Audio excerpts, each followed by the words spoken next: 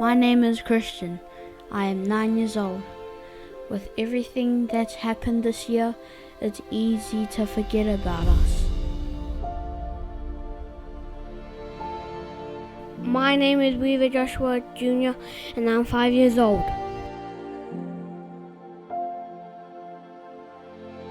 My big dread. I feel old. The world is changing. Things just aren't what they used to be. What will school look like for us?